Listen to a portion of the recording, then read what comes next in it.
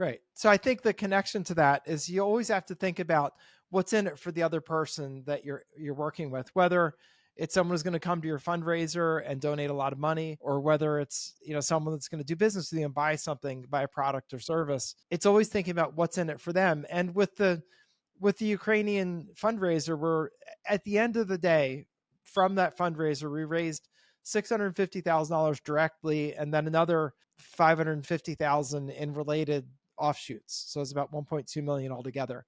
And there's nothing in there for people, at least that's what you might think at first. Like, well, they're not going to get any money from it. No, I'm asking you for money. You're not getting money. You're going to give me money. And what's in it for them, though, is an emotional payoff. It's like when they think about it, why would they want to give money to some guy who's not even from Ukraine, isn't Ukrainian, doesn't speak Ukrainian, don't even have Ukrainian relatives, don't know anything. So the question is, why would they want to give me their hard-earned money? And, why would they trust me? And then what are they getting out of it? And I can tell you what they're getting out of it generally is they're getting a feel-good emotion. I'm sure it's some neurochemical brain thing. They're getting a dopamine hit or something. I don't know, they're getting something, but basically, if you boil it down, they're going to feel good and feel like they did something. And my own personal story on that, and I'll just share with you why I did it at all. When I was growing up, I would read and hear about the Holocaust. And, it always really bothered me. I'm like, well, if I were around back then, would I have done something? And I was like, I hope I would have done something. Maybe I would have had a fantasy. I would have assassinated Hitler. Maybe that would have been it. Or, done something, hid some people, got him out of the country, did something. I hoped I would have done something. And I often wondered if I actually would.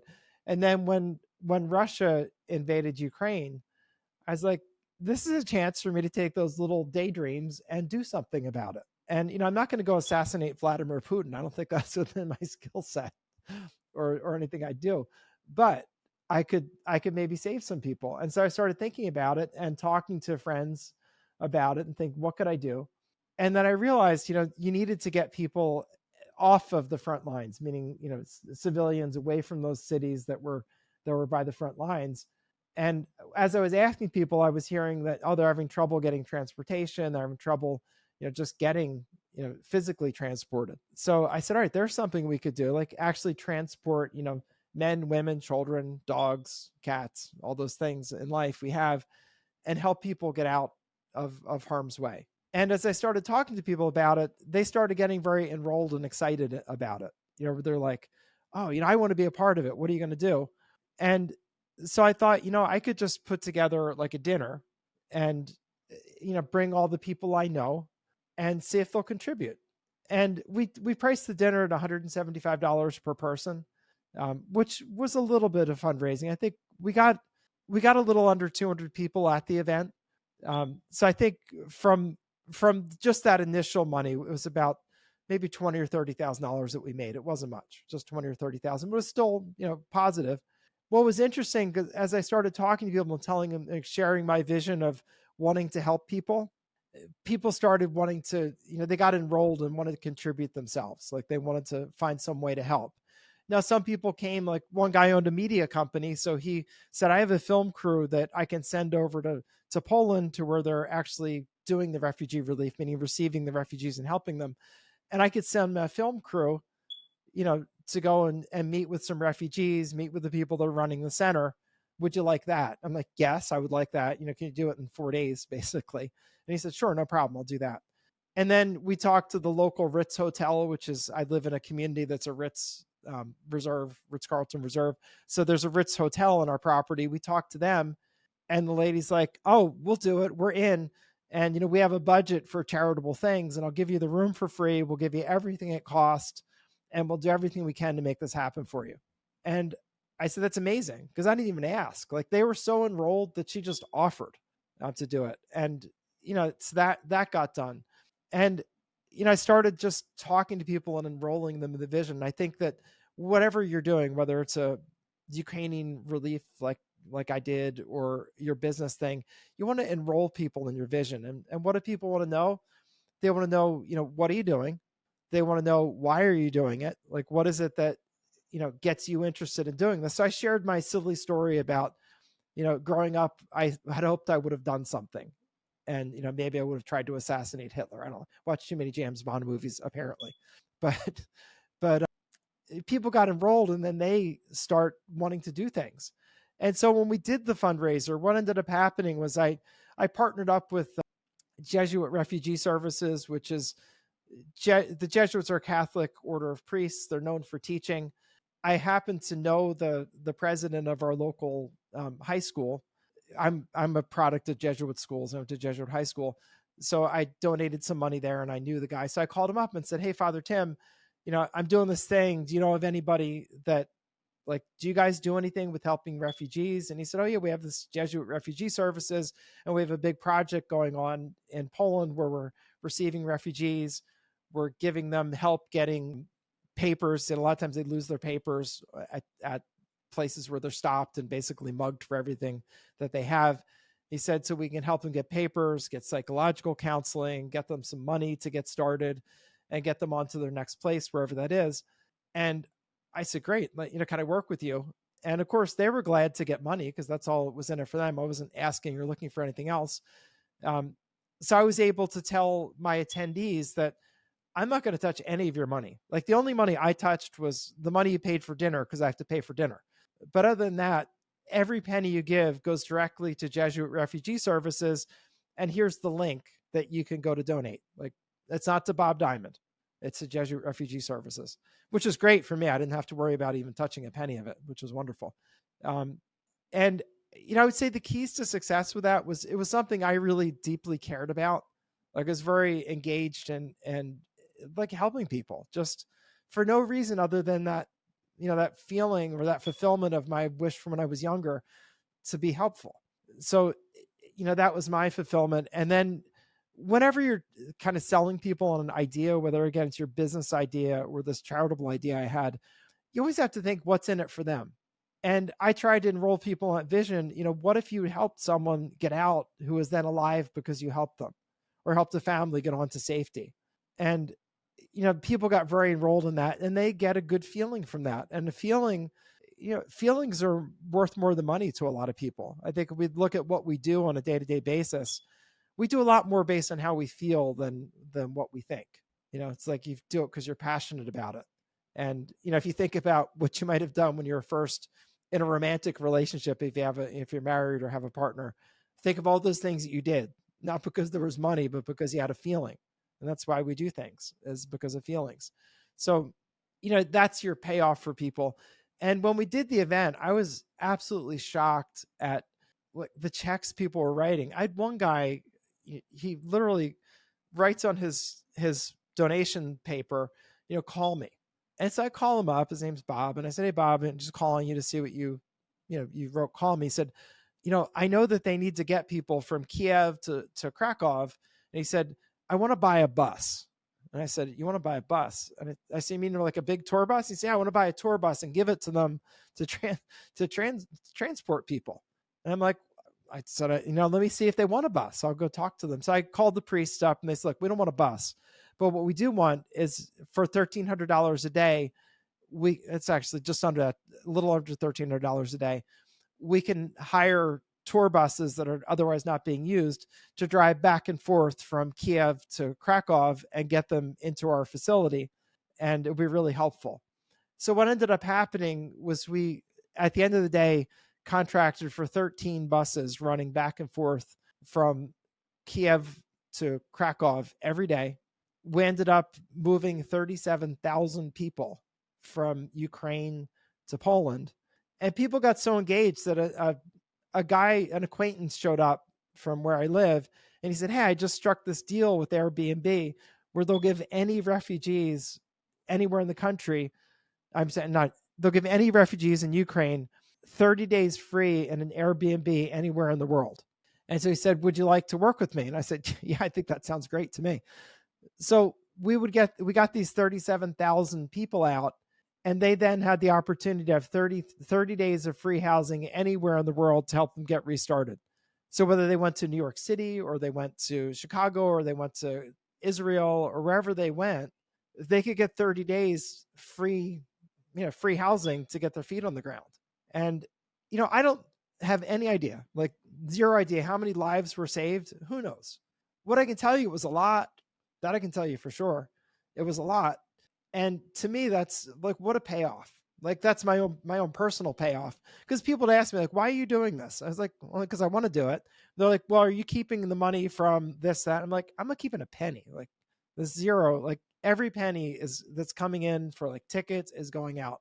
And actually ended up costing me a few dollars, not a big deal, but it wasn't about the money, but the payoff that I got, that thing, knowing that, my time here on earth, that was one of the things that I accomplished, getting, 37,000 people just out of this crazy idea that I had to run a fundraiser in Ukraine. That's meaningful.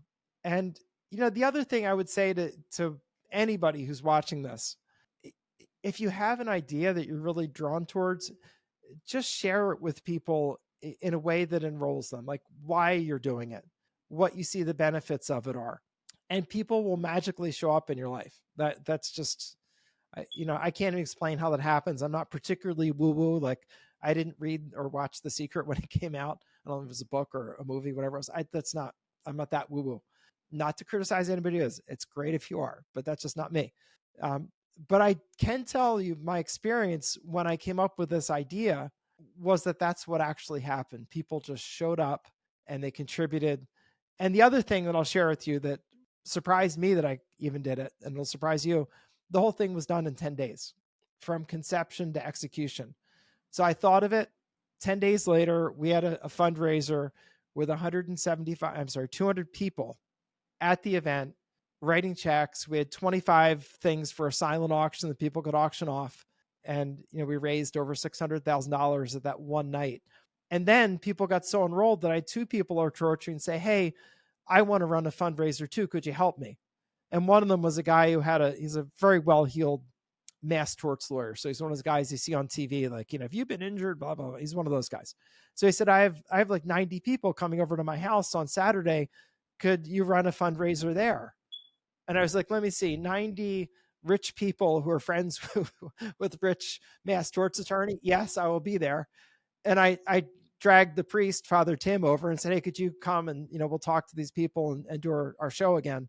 And he's like, I'm in. And we did that. And then another guy showed up who is officially my craziest neighbor. So there's a guy named Hank who is a private equity guy. He's probably 55 or 60. And Hank comes up to me and says, hey, I've been doing this project I want to tell you about. Maybe you can help me out. He said, I hired a couple of mercenaries and I bought a couple of armored Jeeps and we're doing extractions in Ukraine. So my crazy friend Hank, in his mid-50s, is going off unknown to me or anybody else in the community with his bulletproof vest and the mercenaries he had hired and going into the most difficult places with a couple of Land Rovers, loading up the Land Rovers with people and driving them back. And so what we ended up doing with Hank is we did a fundraiser for him. We brought in the mercenaries by Skype in the middle of the night in Ukraine with like shots being fired in the background and like you could see explosions. And so these mercenaries like, oh, we can't stay long, mate. I'm like, no, you go. No, get blown up. But we actually had them telling their stories and we ended up buying a couple extra Jeeps and things like that. So, what the way the groups work together. So Hank would get people to Kiev where we couldn't take, tour bus can't go to like Kherson where they're having like actual like strafing. You can't bring a tour bus. They're way too slow. So anyway, Hank would bring people to Kiev who then would hop on our buses, which were free to all the refugees, and then get to Krakow. So at the end of the day, that's how that worked. And I would just say, if you have something that really calls to you and, when you start talking to people, they start getting interested and intrigued, you can do it and have faith that the people will show up. Now, maybe not try it in 10 days. That was probably a little nuts, but it was important. For me, that was when the war was first beginning. I was like, these people don't have 45 days or 60 days or 90 days for me to plan a beautiful fundraiser. I'm like, I'm going out and just doing it. And if it falls flat in its face, it falls flat in its face. It's whatever. And I actually have my wife doing one of those wifely things. My wife is super supportive. She's wonderful.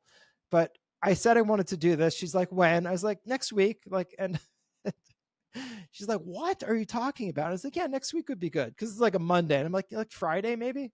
And she's like, you're crazy. And I said, yeah, we're going to raise $1,000,000. And she said, don't tell anybody that because you look like an idiot because that's not going to happen. And I said, no, it's going to happen.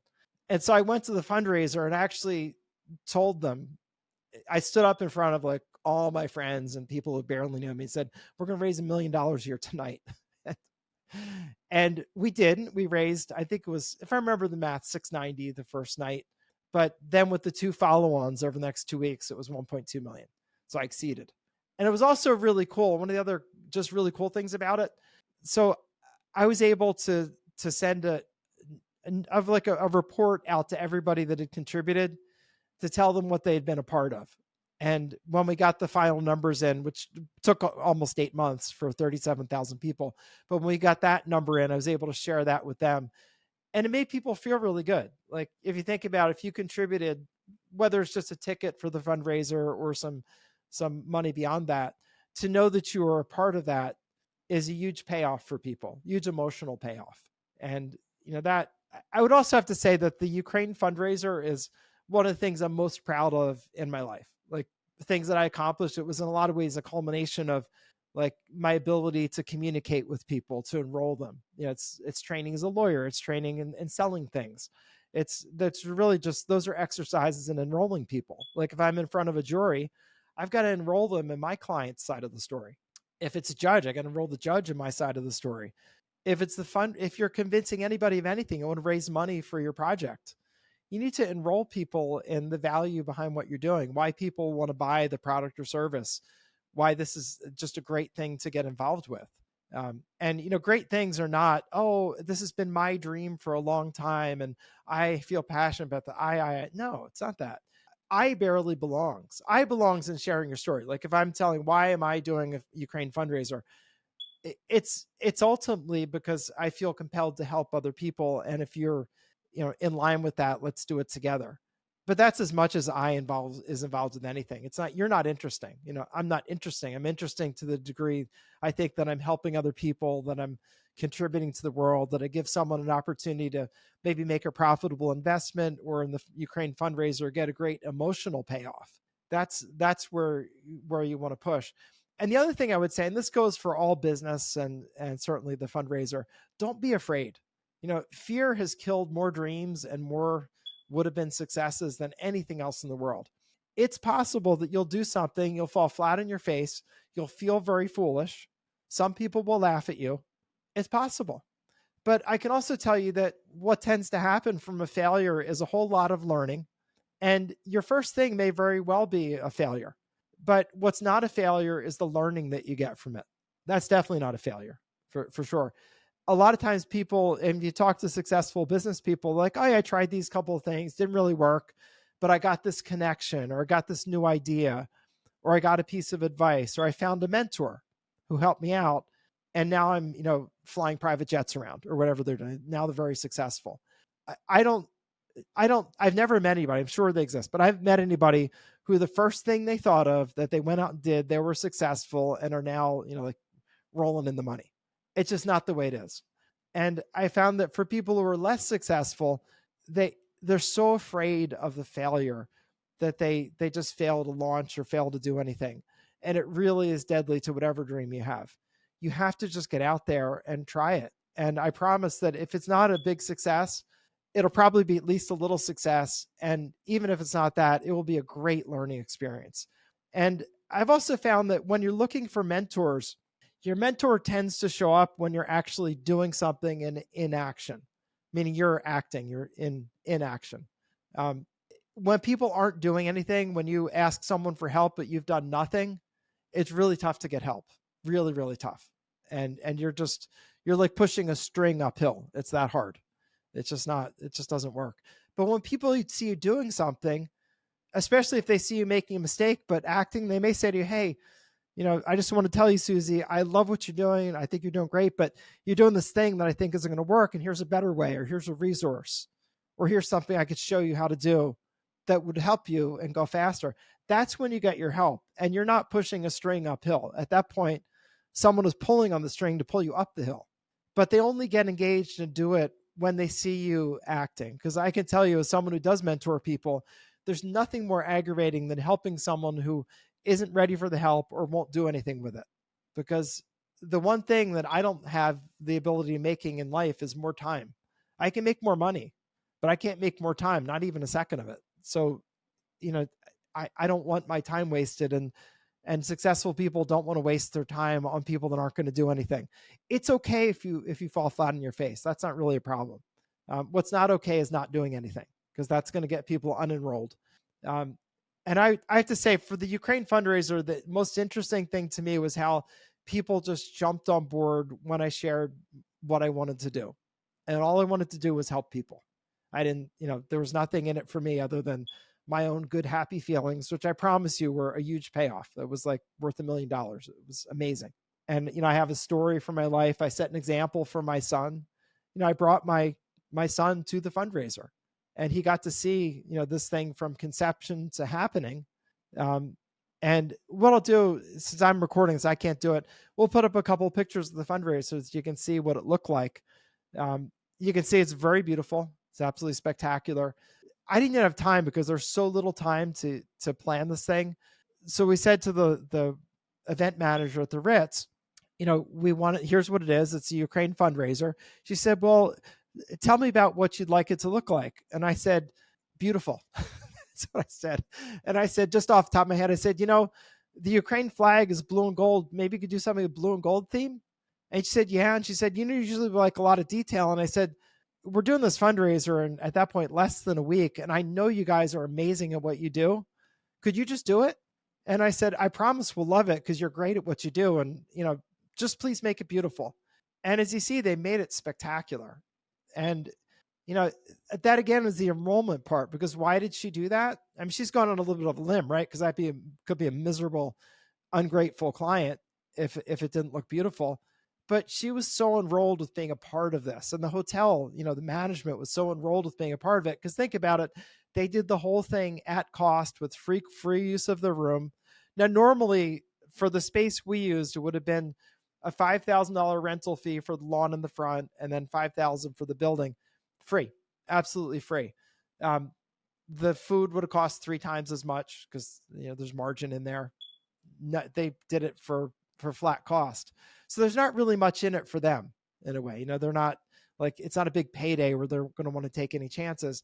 But again, it's about enrolling people in your vision. And when you think about that, the major things, and not to repeat myself too much, but the major things are get something someone can get emotionally involved with, like helping save the life of a family getting out of a war zone.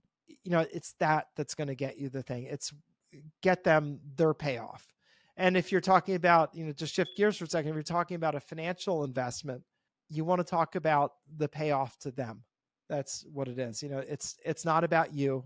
It's not about, I've worked 18 years on this idea. Oh, whatever. I'm already asleep when you're talking about that. What they want to know is what's in it for them. Are they going to make a lot of money? Are they going to bring out some world-changing technology? What is it that's in it for them? And if it's a financial investment, it needs to be financially oriented. And I would say, especially today, more so than a couple of years ago, today, capital is not just running around being thrown at any old project. People want to know that you have a plan to make revenue, a plan to make profit, and that you don't just have a giant black hole that you'll throw money into just because you can somehow get launched and 10 years later maybe make $1. This is not that time right now. It's a time now when you want a clear path to profitability, a path to having a real business. People want to see that. So make sure that you're setting that out. And it's all about what's in it for them at the end of the day. It doesn't matter whether it's charitable, emotional payoff, or it doesn't matter if it's financial, then it's just a financial payoff. But you want to do that. And the other thing I would just share with you, and I think this may seem silly because I'm talking to you and we don't know one another. What I would say to you is you are enough. If you have the idea and you have the passion for it, you are enough. That's what you need. It doesn't matter whether your English is perfect or not. It doesn't matter whether you have a certain degree or not. What matters is that you're passionate about it and that it's a worthwhile project that other people can see. There are so many imperfect, incomplete people who have amazing, phenomenally successful lives. I know lots of them. And not to criticize any of my neighbors, but I live in a place where there are just hordes and hordes, meaning hundreds and hundreds of self-made people with very successful businesses, lots of them with private jets, lots of them flying in helicopters in and out of here, like amazingly successful people. And I can just tell you, they are regular people. They have flaws. They don't all look like supermodels and have, perfect lives. Not at all. They're like an ordinary looking group of people. What's extraordinary about them is they had the courage to go out and try. And when they failed, they picked themselves up and they said, what did I learn from that? And they went on to the next thing. And they didn't let their fear hold them back. And I can promise you there were lots of setbacks in those people's lives. And I've talked to many of them. There were lots of setbacks. There are bankruptcies. There are business failures. There are nights when, just nights of despair when you can't meet payroll. There are nights when you have to shut down the whole company because, you can't pay your bills and you have that embarrassment and humiliation. Those things happen. But the successful people, wake up from that and they say, all right, what did I do that didn't work? What did I do that did work? What did I learn? And how can I move forward? And by the way, most of the things that you think about that you think are going to happen, like your worst case scenario, absolutely never happen. That's not the stuff that you really need to realistically think is going to happen. You just need to go out there and start doing things and be careful, meaning careful in the sense, don't take silly risks, but do take the risks of going and doing things. And you can enroll people. I promise. You don't have to have a certain degree. You don't have to have gone to an Ivy League school. You can be phenomenally successful at any of that. And what's mostly going to determine it, whether you're successful or not, it's just that you went out and did it. That you didn't sit there and dream. You didn't sit there and scheme. You actually sat down and took action, even imperfect action. You just took it. And the other thing that I do, and this is just one of my thought processes, I think of lots of new things to do. It's an entrepreneur's disease. I'm always thinking of new business ideas and things to do. What I usually do with them is I talk to my wife and my close associates and friends that I think a lot of. And I say, hey, I'm thinking about doing this. What do you think? It's just an idea. And they'll give me the feedback. And I don't usually do anything for at least 2 or 3 months, because sometimes within 2 or 3 months, I've just lost interest in it. Like it's just not really that passionate about it. Just seemed like something that was a good idea at the time, or I thought, oh, that could make a lot of money. That would be great. But I'm not actually passionate about it. So if I lose interest in 2 or 3 months, I don't do anything with it. I also listen to my wife and my friends and people that are successful, and I just get their feedback. I try not to be defensive about it. I actually listen to it, process it, get their input. And a lot of times, by the way, I don't even ask for advice. I just say, hey, could I just get your opinion on something I'm thinking about? Because that's a low commitment on their part. They're not like obligating themselves to anything, just getting their opinion. And then I just listen. And, I don't take that as like the gospel. Like sometimes I ignore what people say. Sometimes I adopt it. A lot of times it causes me to transform my thinking, maybe come up with a better idea, or maybe drop something entirely if it's a bad idea. But the other thing that happens when you do that, if you sort of talk to your own network of connections, that's when people will say to you, oh, I have a friend that's doing that. I got to introduce you. And resources start showing up. And when resources start showing up in a steady way, that's probably a sign to go do something with it. Which actually reminds me another thing that I want to share with you while I'm thinking of it. If it's too hard, drop it. So I have this experience in life that's happened to me repeatedly, where I force something into fruition. Like I just bug people, I follow up endlessly, and I just make something happen. And I turn heaven and earth over to make it happen. And my experience of that is, at the end, I wish I hadn't. It's a project that doesn't work, or it's a project that was a lot of work for almost no return, or a negative return, or I lose money on it. And again, I'm not a particularly woo-woo guy, but I think it is like a sign of the universe. If it's too hard and too difficult, that's not a good sign. That's a bad sign. That's a sign that maybe it's something you shouldn't do, because you're not going to get the support for it that you need. And again, if we go back to the concept of enrolling people in your idea, when you're having to force people to do something, or just talk to people to talk them into it for a long time, it's not enrolling people. And you'll find when you're trying to say market it, that it's hard because you don't have that much of people's attention where you can explain something for a long time.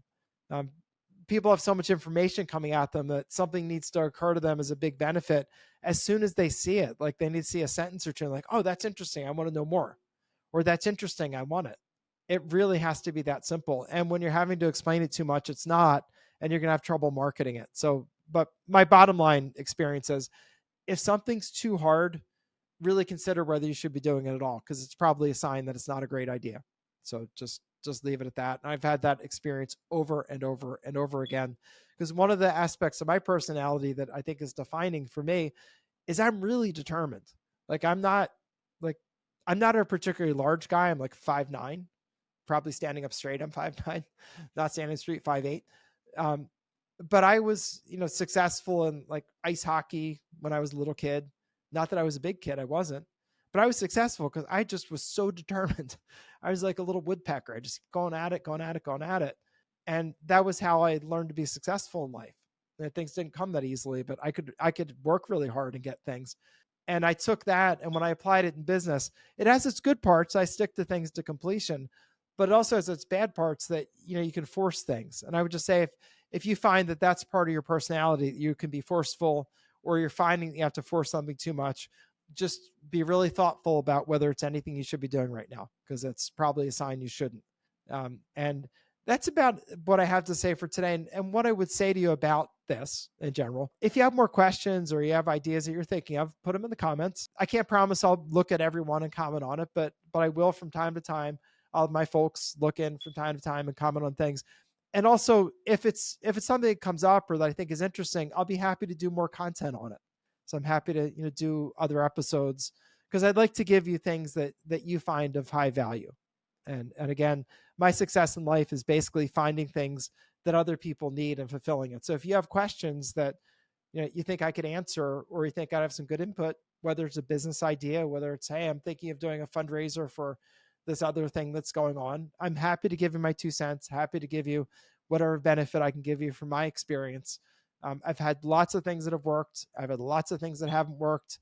And I'm happy to just share my experience to help you get ahead faster and avoid some of the traps that are out there that may not be obvious if you're new to something, but for someone who's done it a couple of times, we know where the footfalls are. So I'm happy to share what I can with you. So please do, put in any comments, anything you want more depth on is great.